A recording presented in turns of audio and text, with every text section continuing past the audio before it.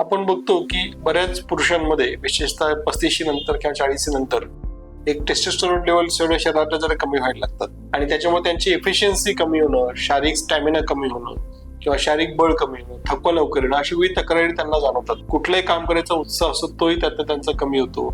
एक आत्मविश्वास कुठं कळत न कळत थोडा कमी व्हायला लागतो.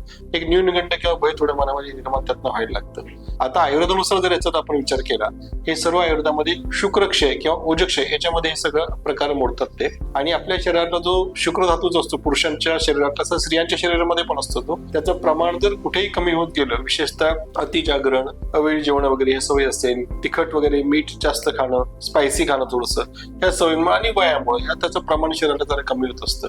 तर हे जे काही सर्व शरीरात होणारे त्याचे बदल आहेत ते आपण नक्कीच थोपवू शकतो, थांबवू शकतो आणि त्यांना परत उलटे देखील फिरू शकतो. त्यासाठी आयुर्वेदामध्ये रसायन चिकित्सा आणि वाजीकरण चिकित्सा स्पेसिफिकली वर्णन केलेले आहे.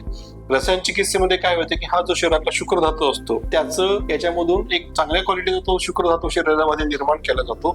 त्याच्यानंतर जो ओज असतो शरीरातला ओज चांगला निर्माण त्यातनं होतं. आणि दुसरी जी असते ती वाजीकरण चिकित्सा असते. तर वाजीकरण चिकित्सेमध्ये हा जो काही शुक्र धातू शरीरातला तयार झालेला आहे याचं बळ जास्त वाढवणं आणि त्याच्यातून मग पौरुष शक्ती वाढणं, स्टॅमिना वाढणं, उत्साह वाढणं, थकवा कमी होणं, आलस्य कमी होणं, जडत्व शरीरातलं कमी होणं, हे सगळ्या गोष्टी आपोआपच होत असतात.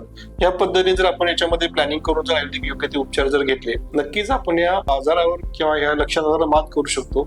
रसायनामध्ये च्यवनप्राश बेस्ट औषधे, वाजीकरण याच्यामध्ये अश्वगंधा आहे, शतावरी आहे, भुईकोळा आहे, अशी अनेक औषधे त्याच्यामध्ये वाजीकरणासाठी आपण वापरू शकतो.